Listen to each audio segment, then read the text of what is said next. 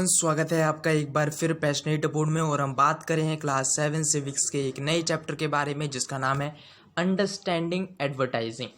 आज की video lesson में हम जानेंगे कि एडवर्टाइजिंग होता क्या है और क्या एडवर्टाइजिंग करने से किसी प्रोडक्ट की क्वालिटी में इम्प्रूवमेंट आता है। इसके अलावा हम ये भी जानेंगे कि एडवर्टाइजिंग का डेमोक्रेसी में क्या रोल है, कि एडवर्टाइजिंग किस प्रकार से लोगों की लाइफ को इम्पैक्ट करता है। तो चलिए शुरुआत करते हैं अंडरस्टैंडिंग एडवर्टाइजिंग से। अब सबसे पहले समझते हैं कि एडवर्टाइजमेंट होता क्या है। तो किसी भी प्रोडक्ट को इतना बड़ा चढ़ाकर दिखाया जाता है जिसके चलते ये हमारे अटेंशन को अपनी तरफ आकर्षित कर ले और हम इस प्रोडक्ट को बाय करने में इंटरेस्टेड हो जाएं, तो उसे हम बोलते हैं एडवर्टाइजमेंट। यानी कि किसी भी प्रोडक्ट को आकर्षित तरीके से दिखाकर हमारे मन को लुभाना, जिसके चलते उस जो कंपनी है उस प्रोडक्ट को बेच पाए, तो उसे ही हम क्या बोलते हैं, एडवर्टाइजमेंट बोलते हैं। अब हम बात करते हैं building brand and brand values. अब ब्रांड क्या है, सबसे पहले ये समझते हैं। तो ब्रांड का मतलब क्या होता है, किसी भी पर्टिकुलर प्रोडक्ट को एक पर्टिकुलर नाम और एक पर्टिकुलर साइन दे देना, तो उसे हम क्या बोलते हैं, उसे ही हम ब्रांडिंग बोलते हैं। उदाहरण के तौर पर मान लो कि मैं घर पर खाली बैठा हूँ और मुझे एम्प्लॉयमेंट की सख्त ज़रूरत है। अब मुझे पैसे की सख्त ज़रूरत है और मेरे पास एक स्किल है कि मैकेनिक का काम मैं बहुत अच्छी तरीके से कर सकता हूँ, जिसके चलते मैं एक अपनी शॉप खोल दूंगा। लेकिन अब उस शॉप को जानेगा कौन, जिसके चलते मैं उसका एक नाम दे दूंगा। लेकिन नाम को तो जो पढ़े लिखे व्यक्ति हैं वही देख पाएंगे। अनपढ़ों के लिए क्या, अनपढ़ों के लिए मैं उसके ऊपर एक सिंबल भी बनवा दूंगा अपनी दुकान का, जिसके चलते मैं अपनी एक दुकान को ब्रांड में कन्वर्ट कर दूंगा। तो इसे ही हम कहते हैं ब्रांडिंग। इसके अलावा एक और एग्जाम्पल है। मान लो कि हमारे यहाँ पर बहुत सारी दाल आती है, मसूर की दाल, उड़द की दाल, मूंग की दाल। लेकिन कंपनियां क्या करती हैं, अलग अलग कंपनी इन्हें पैकेट में घेर कर उस पैकेट पर अपने कंपनी का नाम लगाकर और अपनी कंपनी का सिंबल लगाकर उसे बेचती हैं। जैसे कि टॉप टेस्ट दाल, बेस्ट टेस्ट दाल के नाम से इन मूंग उड़द की दालों को बेचा जाता है। सेम केस सोप का भी है, साबुन के साथ भी यही होता है। लेकिन समझने वाली बात यह है कि किसी पर्टिकुलर प्रोडक्ट को ब्रांड देने से क्या वो चीज़ बिक जाती है, तो नाम देने से ही कोई प्रोडक्ट नहीं बिक जाता है। उनके जो मैन्युफैक्चरर्स होते हैं, जो सेल्स पर्सन होते हैं, उन्हें लोगों को कन्विंस करना पड़ता है कि हमारा प्रोडक्ट अच्छा है, अगर आप इसका इस्तेमाल करोगे तो आपको इसके पॉजिटिव रिजल्ट देखने को मिलेंगे।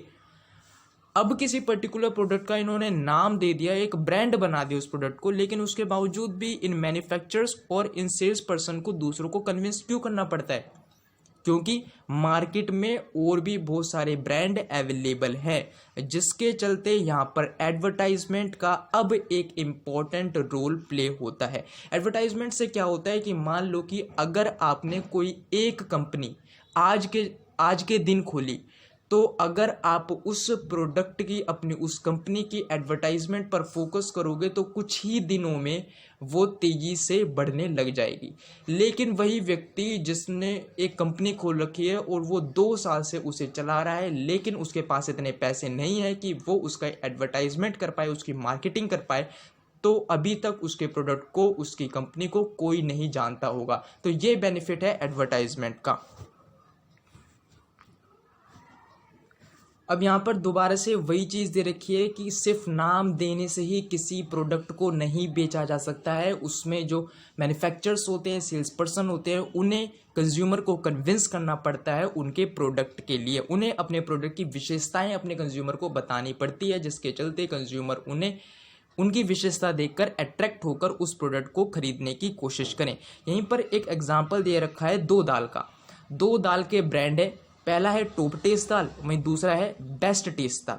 अब टॉप टेस्ट दाल क्या कहता है, अपने एक ब्रांड की ये ब्रांड वैल्यू बना लेता है। अब ब्रांड वैल्यू क्या होता है, जैसे कि टॉप टेस्ट दाल क्या बोल रहा है, टॉप टेस्ट दाल बोल रहा है कि इस दाल का उपयोग करने से आप अपने गेस्ट को अच्छी तरीके से ट्रीट कर सकते हो। वहीं बेस्ट टेस्ट दाल क्या बोलता है, बेस्ट टेस्ट दाल बोलता है कि अगर आप इस दाल का इस्तेमाल करोगे तो आप अपने बच्चों की हेल्थ का अच्छी तरीके से ख्याल रख सकते हो। तो इसे ही हम बोलते हैं ब्रांड वैल्यू। यानी कि किसी ब्रांड के साथ एक सोशल वैल्यू, एक पर्सनल इमोशन जोड़ दिया जाता है, तो उसे ही हम बोलते हैं ब्रांड वैल्यू।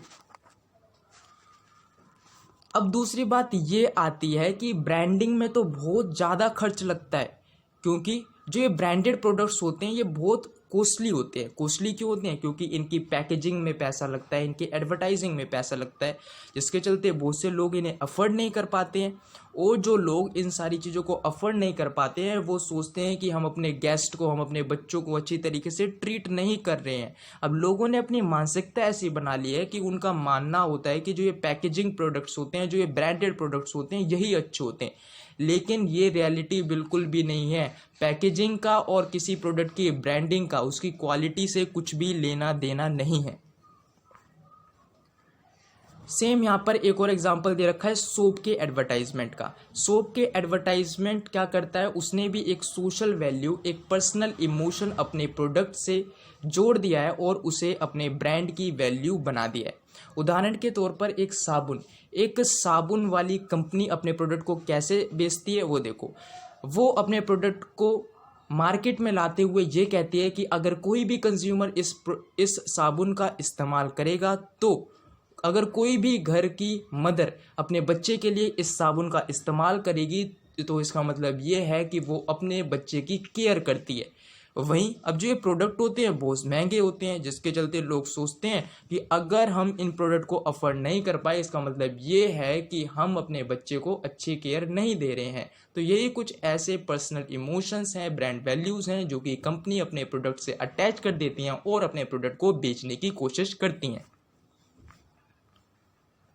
अब हमने यहाँ पर देख लिया कि ब्रांड वैल्यूज़ क्या होते हैं। ब्रांड वैल्यूज़ और ब्रांडेड प्रोडक्ट हमारे पर्सनल इमोशन को टारगेट कर उसे बेचने की कोशिश करते हैं।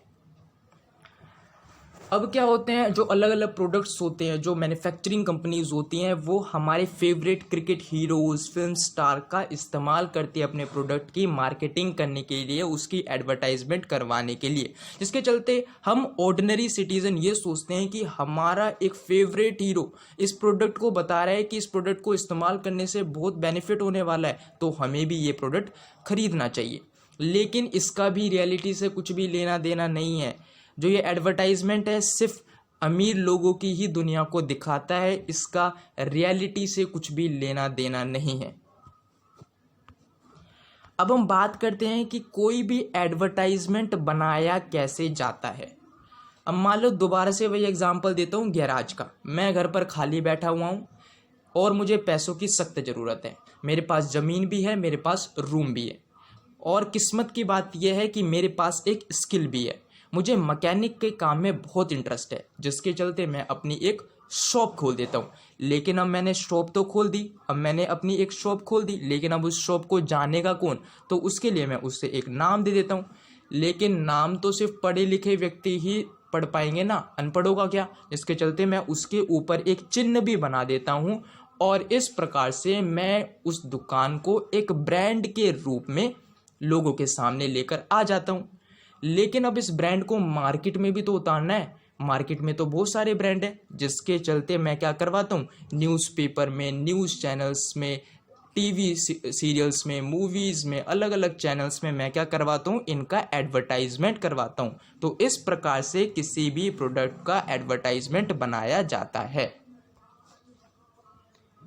अब हम बात करेंगे एडवर्टाइजिंग और डेमोक्रेसी की, कि एडवर्टाइजमेंट का डेमोक्रेसी से क्या लेना देना है। देखो, डेमोक्रेसी में क्या बोला जाता है कि डेमोक्रेसी में हर कोई इंडिविजुअल इक्वल है, हर किसी को पूरा हक है कि वो डिग्निटी, सेल्फ रिस्पेक्ट के साथ इस कंट्री में रहे। लेकिन किसी भी प्रोडक्ट को अगर उसकी एडवर्टाइजिंग करवानी है तो उसमें बहुत सारा पैसा लगता है, बहुत सारा खर्च आता है। जो बड़ी बड़ी कंपनीज होती हैं वो तो एडवर्टाइजमेंट करवा लेंगी, लेकिन छोटे बिजनेसेस का क्या? वो तो घर में बनाए हुए पापड़, अचार, मिठाइयाँ, ये सारी चीज़ बेचती हैं। वो भी कहाँ बेचती हैं? वीकली मार्केट और नेबरहुड शॉप्स में। ये तो अपने प्रोडक्ट की एडवर्टाइजमेंट नहीं करवा सकती हैं। अब लोग ये सोचते हैं कि जो पैकेज प्रोडक्ट्स होते हैं वही अच्छे होते हैं, लेकिन इसका रियलिटी से कुछ भी लेना देना नहीं है। किसी भी प्रोडक्ट की क्वालिटी का, उसकी पैकेजिंग, उसकी ब्रांडिंग से लेना देना कुछ भी नहीं है। लेकिन लोगों ने अपना माइंडसेट ही ऐसा बना लिया है जिसके चलते स्मॉल बिजनेस के लाइवलीहुड पर नेगेटिवली इफेक्ट पड़ता है। अब यहाँ पर वही बात बता रखी है कि डेमोक्रेसी में हर किसी इंडिविजुअल को इक्वल माना जाता है, हर किसी को पूरा हक है कि वो डिग्निटी के साथ रह सकता है, अपनी सेल्फ रिस्पेक्ट के साथ रह सकता है। लेकिन जो ये एडवर्टाइजिंग है, एडवर्टाइजिंग पुअर के लिए रिस्पेक्ट को कम कर देता है, क्योंकि एडवर्टाइजिंग बोलता है कि अगर तुम्हें मुझे अफोर्ड करना है तो पैसा होना चाहिए, अगर जिसके पास पैसा होगा मैं उसी के पास आऊँगा, जिसके पास पैसा होगा वही तो एडवर्टाइजमेंट कर पाएगा। अब जो ये एडवर्टाइजमेंट करवाने वाली जो कंपनी होती हैं, ये लोगों के पर्सनल इमोशन को टारगेट करती हैं, जिसके चलते लोग सोचते हैं कि अगर हम इस प्रोडक्ट को अफोर्ड नहीं कर पाएंगे तो हम अपने घर आए मेहमान और साथ ही साथ बच्चों को अच्छी केयर नहीं दे पा रहे हैं। तो इस प्रकार से हमने देखा कि किस प्रकार से एडवर्टाइजिंग डेमोक्रेसी में भी अपना एक इम्पॉर्टेंट रोल निभाती है। एक तरीके से हम देख सकते हैं कि इनइक्वालिटी और इनजस्टिस को प्रमोट कर रहा है ये एडवर्टाइजिंग। तो फ्रेंड्स, इस प्रकार से हमारा ये चैप्टर कंप्लीट होता है। अगर आपको ये वीडियो लेसन पसंद आया हो तो प्लीज़ इस चैनल को सब्सक्राइब कीजिए, जिसके चलते आपको सारी वीडियो रिलेटेड अपडेट इस यूट्यूब चैनल पर मिलती रहेगी। अब हम मिलेंगे अगले चैप्टर में। Till then take care and bye bye.